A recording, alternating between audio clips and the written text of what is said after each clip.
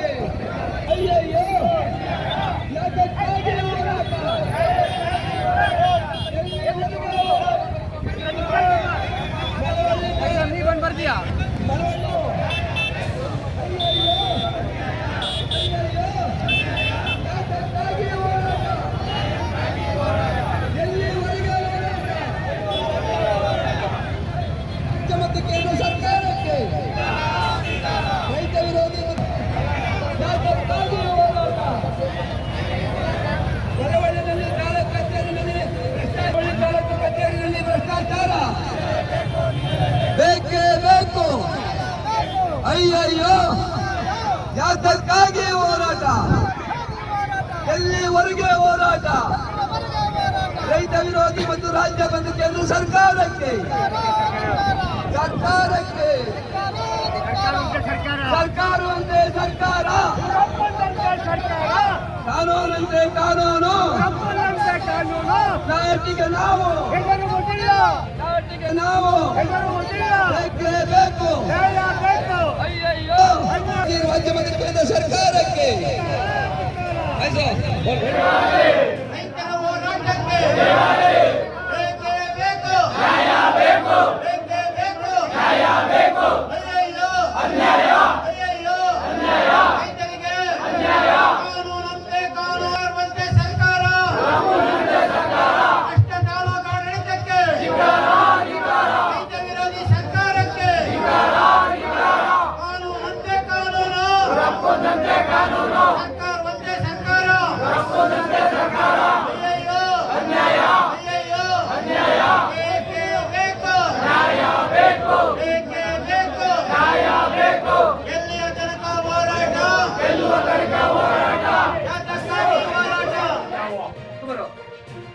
ಯಾವುದೋ ಹುಡುಗಾಟಿಗೆ ನಾವು ತಾಲೂಕು ಆಫೀಸ್ಗೆ ಬಂದು ಈ ಚಳವಳಿ ಮಾಡ್ತಾ ಇಲ್ಲ.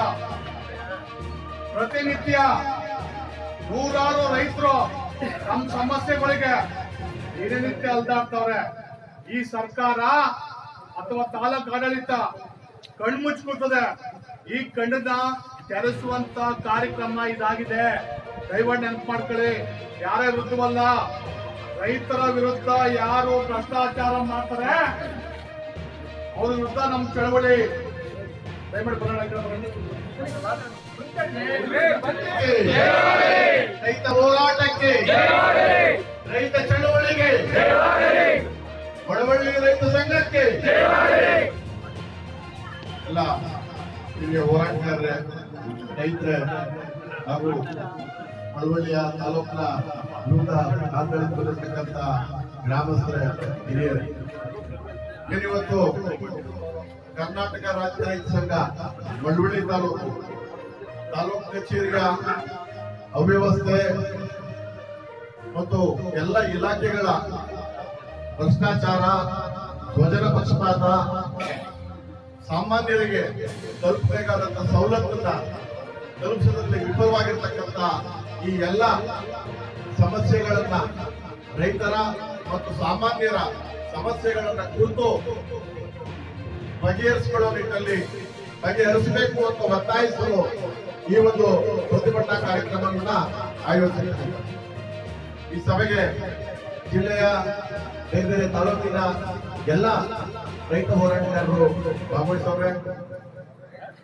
ಏನಿವತ್ತು ಮಳವಳ್ಳಿ ತಾಲೂಕಿನ ತಾಲೂಕು ಕಚೇರಿಯ ಸಮಸ್ಯೆಗಳಿರ್ಬೋದು ಅಥವಾ ಇಲಾಖಾ ಅಧಿಕಾರಿಗಳ ವೈಫಲ್ಯ ಇರಬಹುದು ಮತ್ತು ಏನೇನು ಸಮಸ್ಯೆಗಳಿವೆ ಅನ್ನೋದನ್ನ ಈ ನಮ್ಮ ತಾಲೂಕಿನ ಮುಖಂಡರುಗಳು ಆ ವಿಚಾರವಾಗಿ ಮಾತಾಡ್ತಾರೆ. ಇವತ್ತು ರೈತರಿಗೆ, ಸಾಮಾನ್ಯರಿಗೆ ಇವತ್ತಿನ ಸರ್ಕಾರಗಳು, ಯಾವುದೇ ಸರ್ಕಾರ ಇರ್ಬೋದು, ರಾಜ್ಯ ಸರ್ಕಾರ ಇರ್ಬೋದು, ಕೇಂದ್ರ ಸರ್ಕಾರ ಇರ್ಬೋದು, ಯಾವುದೇ ಪಕ್ಷಗಳಿರ್ಬೋದು, ಕಾಂಗ್ರೆಸ್, ದಳನೋ, ಬಿಜೆಪಿನೋ, ಯಾವುದೇ ಪಕ್ಷ ಇರ್ಬೋದು, ಯಾವ ಕೂಡ ಚುನಾವಣೆಯಲ್ಲಿ ಗೆಲ್ಲೋದಕ್ಕೋಸ್ಕರ ಗೆಲ್ಲೋ ಸಂದರ್ಭದಲ್ಲಿ, ಚುನಾವಣಾ ಸಂದರ್ಭದಲ್ಲಿ ನಾವು ರೈತರ ಪರ, ಕಾರ್ಮಿಕರ ಪರ, ಬಡವರ ಪರ ಅಂತ ಹೇಳ್ತಾರೆ. ಚುನಾವಣೆ ಗೆದ್ದು ಸರ್ಕಾರ ರಚಿಸಿದ ಮೇಲೆ ಅವರು ಯಾರ ಪರನೂ ಅಲ್ಲ, ಹಣ ಉಳ್ಳವ್ರ ಪರ ದಂಧೆಗೆ ಹೋಗ್ತಾರೆ, ಬಂಡವಾಳಶಾಹಿಗಳ ಪರವಾಗಿ ಕೆಲಸ ಮಾಡ್ತಾರೆ. ಇವತ್ತು ನೋಡಿ, ಒಂದು ಸಣ್ಣ ಉದಾಹರಣೆ, MSP ರೇಟ್ ಅಂತ ಹೇಳಿ ಕೇಂದ್ರ ಸರ್ಕಾರ ನಿಗದಿ ಮಾಡಿದೆ. ಕೇಂದ್ರ ಸರ್ಕಾರ MSP ರೇಟ್ ಅಂತ ಹೇಳಿ ಒಂದು 13-14 ಬೆಳೆಗಳಿಗೆ ನಿಗದಿ ಮಾಡಿದೆ. ಆ ನಿಟ್ಟಿನಲ್ಲಿ ಇವತ್ತು ಬೇಸಿಗೆ ಭತ್ತನ ಮಳವಳ್ಳಿ ತಾಲೂಕಿನ ರೈತರು ಭತ್ತ ಬೆಳೆದಿರೋರು ಇದ್ದಾರೆ. ಇಲ್ಲಿ 1800 ರೂಪಾಯಿಗೆ 1900 ರೂಪಾಯಿ ಕ್ವಿಂಟಲ್ ಭತ್ತ ಮಾಡಿದ್ದಾರೆ. 1800 ರೂಪಾಯಿ 1900 ರೂಪಾಯಿ ಭತ್ತ ಕ್ವಿಂಟಲ್ ಮಾಡಿದ್ದಾರೆ. MSP ಬೆಲೆ ಎಷ್ಟು ಅಂತಂದ್ರೆ 2320 ರೂಪಾಯಿ. ಕೇಂದ್ರ ಸರ್ಕಾರ ನಿಗದಿ ಮಾಡಿರೋದು 2320 ರೂಪಾಯಿ. 520 ರೂಪಾಯಿ ಕಡಿಮೆಗೆ ಮಾರಿದೀವಿ ಗೊತ್ತಾನ. ಇಲ್ಲಿ ಮಳವಳ್ಳಿ ರೈತರು 520 ರೂಪಾಯಿಗೆ ಕಡಿಮೆಗೆ ಮಾರಿದೀವಿ. ಇದನ್ನ ಯಾರ ಹತ್ರ ಕೇಳದ? ಯಾವ ಅಧಿಕಾರಿಗಳು ಬಂದು ನಮ್ಗೆ ಹೇಳಿದ್ದಾರೆ? ಯಾವ ಅಧಿಕಾರಿಗಳು ಬಂದು ರೈತರಿಗೆ ಅನ್ಯಾಯ ಆಗ್ತದೆ ಅಂತ ಹೇಳಿದ್ದಾರೆ? ಅಥವಾ ಯಾರಾದ್ರೂ ರಾಜಕಾರಣಿಗಳು ಬಂದು ನಿಮ್ಗೆ ತೊಂದರೆ ಆಗ್ತದೆ ಅಂತ ಹೇಳಿದಾರ? MLA MP ಮಂತ್ರಿಗಳು ಯಾರು ಮಾತಾಡೋದಿಲ್ಲ, ಯಾವ ಮಿನಿಸ್ಟರ್ ಮಾತಾಡೋದಿಲ್ಲ, ಯಾವ MLA ಮಾತಾಡೋದಿಲ್ಲ. ನಷ್ಟ ಆಗಿಲ್ವ ನಮ್ಗೆ?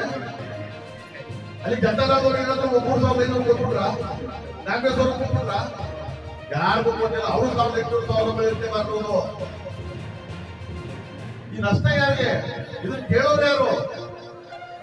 ಬರೀ ಭತ್ತದ ಒಂದೇ ಅಂತಲ್ಲ, ಎಲ್ಲಾ ಬೆಳೆಗಳಿಗೂ ಈ ದೇಶದಲ್ಲಿ ರೈತ ಏನ್ ಬೆಳೆ ಬೆಳೀತಾನೆ, ಎಲ್ಲ ಬೆಳೆಗಳಿಗೂ ಇದೇ ತರ ಅನ್ಯಾಯ ಆಗ್ತಾ ಇದೆ.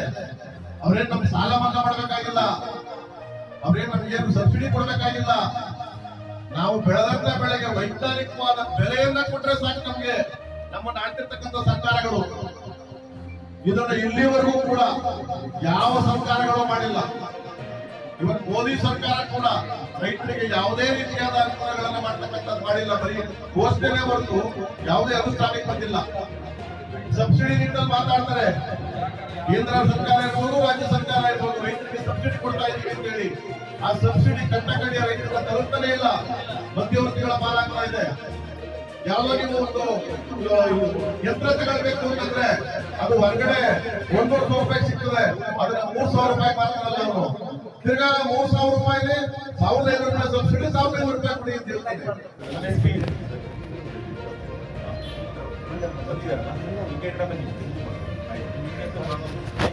ಈಗ ಸರ್ವೇನಲ್ಲಿ ಏನೇ ಫೀಸ್ ಕಟ್ಟಲು ಫೀಫೋ ಅಂತ ಫಸ್ಟ್ ರೌಂಡ್ ಅಂತ ಇದೆ. ಯಾಕಂದ್ರೆ ಸೀನಿಯಾರಿಟಿನೇ ಇದೆ. ಯಾವುದು ಕೂಡ ಅದರಲ್ಲಿ ಸ್ಕಿಪ್ ಮಾಡುವಂಥದ್ದಿಲ್ಲ. ಕಂಪ್ಯೂಟರ್ ಬೇಸ್ಡ್ ನೀವು ಅಪ್ಲೈ ಮಾಡ್ತೀರಾ, ಅದ್ರ ಪ್ರಕಾರ ಸರ್ವೆ ಆಗುತ್ತೆ. ನಿಜವಾಗ್ಲೂ ಅದರಲ್ಲಿ ಏನಾದ್ರು ನಿಮಗೆ ಪ್ರಾಬ್ಲಮ್ ಆಗ್ತಿದ್ರೆ ಅಥವಾ ಆ ಡೇಟ್ ಕೊಟ್ಟರು ಬರಲಿಲ್ಲ ಅಂತ ನಾನು ಗಮನಿಸ್ತೀನಿ. ಮೂರನೇದು, ನಾನು ಯಾಕೆ ಅವ್ರಿಗೆ ಹೇಳಿದೆ ಅಂತಂದ್ರೆ, ನಾನು ಈಗ ಬಂದು 7 ಮಂತ್ಸ್ ಆಗಿರೋ ತಮಗೆ ಮಾಹಿತಿಯಾಗಿ ಹೇಳ್ತೀನಿ ಬಂಧುಗಳೇ, 5,000 RRT ಫೈಲ್ ಕ್ಲಿಯರ್ ಮಾಡಿ. 5,000 ಭಾನುವಾರ ಅನ್ನಂಗಿಲ್ಲ, ಶನಿವಾರ ಅನ್ನಂಗಿಲ್ಲ, ಭಾನುವಾರ ಅನ್ನಂಗಿಲ್ಲ. ಈ ರೂಮಲ್ಲಿ ಕೂಡ ಹಾಕ್ಬಿಟ್ಟು ಕ್ಲರ್ಕ್ ಕೇಸ್ ವರ್ಕರ್ಗಳಿಗೆ ಡೆಡಿಕೇಟೆಡ್ ಆಗಿ 700-800 ಒಂದೊಂದು ದಿನಕ್ಕೆ ಫೈಲ್ ಕ್ಲಿಯರ್ ಮಾಡ್ತಾರೆ. ಕಳೆದ ಸುಮಾರು ಒಂದು 6-7 ವರ್ಷದ ಪೆಂಡೆನ್ಸಿ ಇರ್ಬೋದು, ಅದನ್ನೆಲ್ಲ ಕ್ಲಿಯರ್ ಮಾಡ್ತಾ ಈಗ ನಾನು ಬಂದಿರೋದು ಹಳೇದ್ರೆ ಕ್ಲಿಯರ್ ಮಾಡೋದೇ ಒಂದು ದೊಡ್ಡ ಕೆಲಸ ಆಗೋದು. ಸೊ ಹಾಗಾಗಿ ಇನ್ಮೇಲೆ